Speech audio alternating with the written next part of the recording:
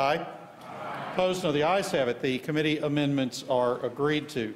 Returning to page 36 of the calendar, and Amendment 139, number 5. The senator from Grayson County, Senator Carrico. Thank you, Mr. President, and I'll be brief. This is an amendment in which I spoke on the last time we took up the budget, and this is a $3.6 million spending from monies that are collected from the fines that are levied by local government, local agencies that write summonses, that have adopted the ordinances to do so. This is a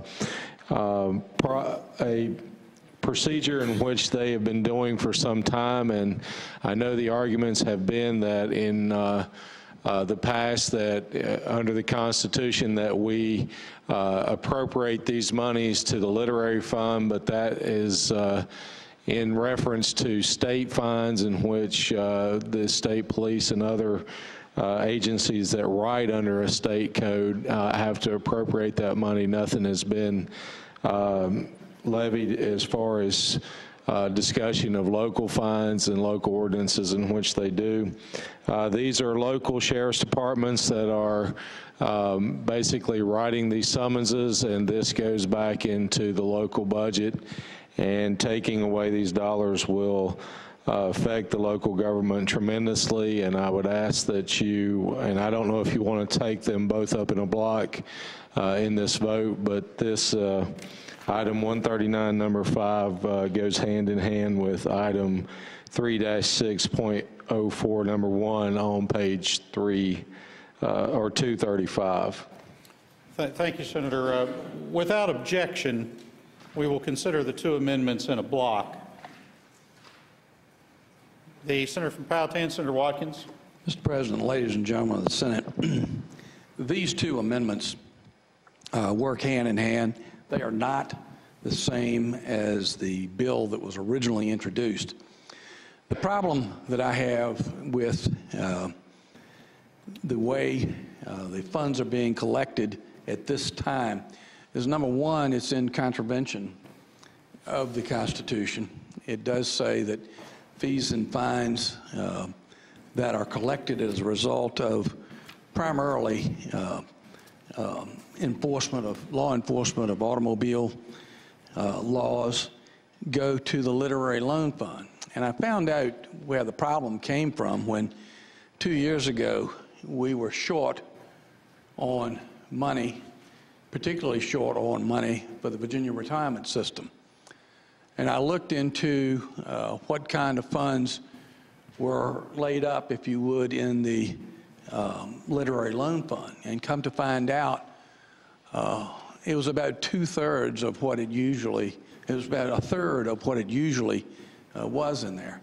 And typically, we have been able to use those funds not only to help poorer school systems build schools, but also to supplement retirement, and if need be from time to time, to supplement some of the salaries for K-12 education.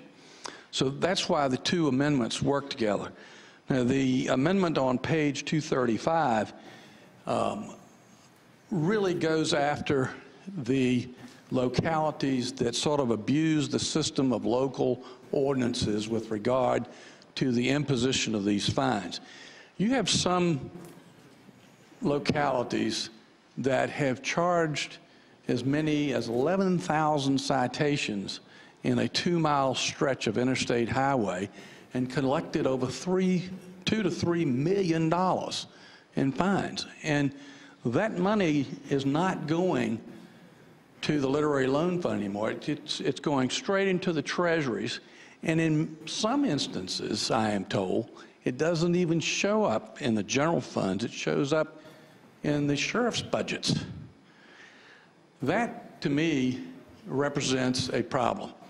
So what we put together with this amendment is said that if you have certain localities that exceed a certain limitation with the 30%, when the state controller has recovered a total of half of the amount, receiving 30%. He shall pay localities directly to the locality's treasurer. So the money would then go to the treasurer.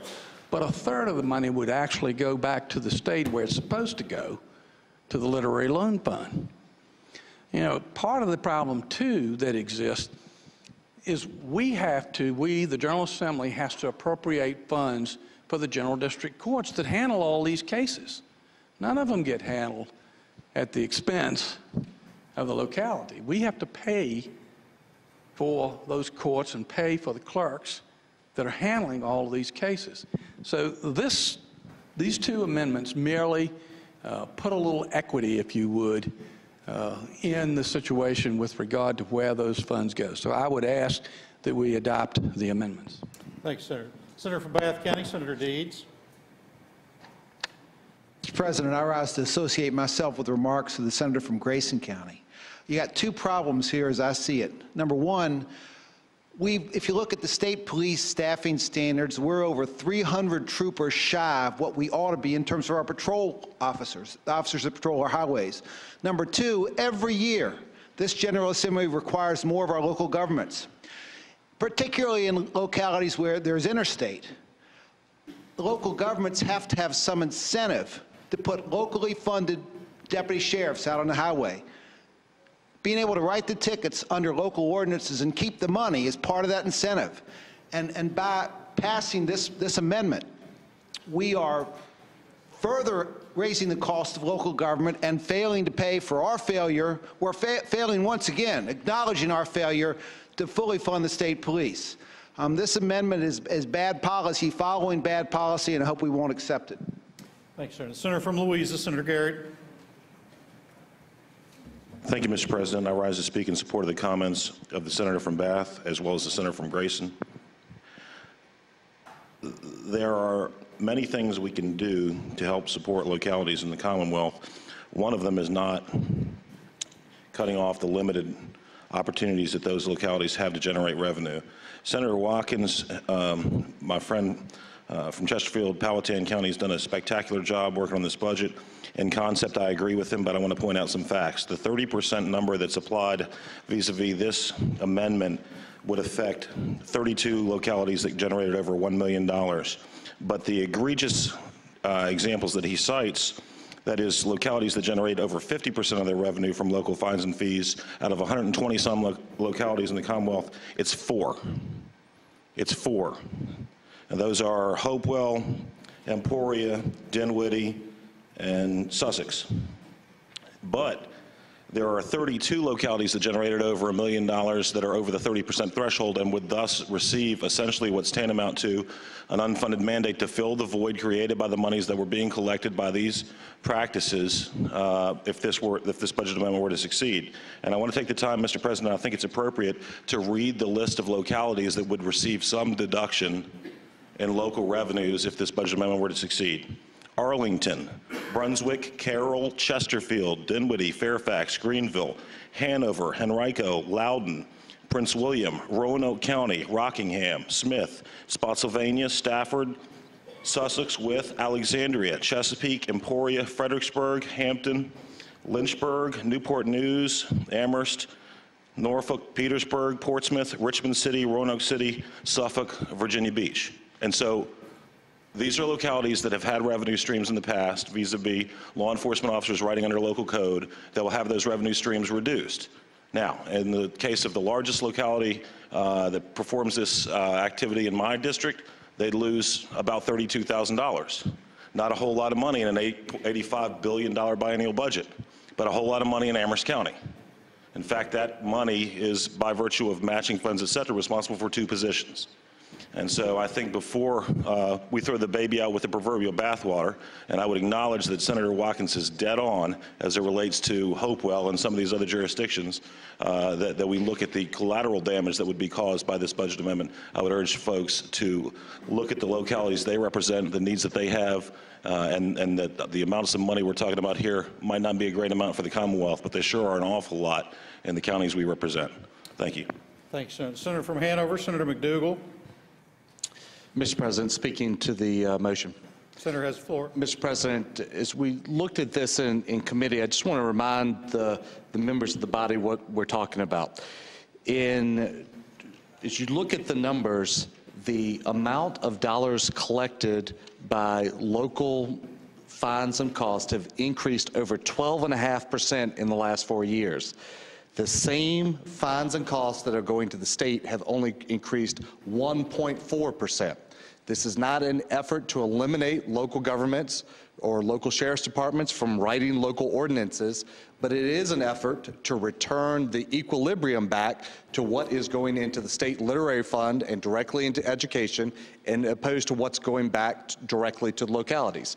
Now, one can argue whether the number that we chose in committee at 30%, whether it should be 35% or 40%, was the right number, but the substantial increase that has occurred over the local fines and ordinances versus what's going to the state, I think, is a concern that needs to be addressed. And, Mr. President, I would ask the members of this body to support this amendment so it could further be discussed as it goes through the conference process.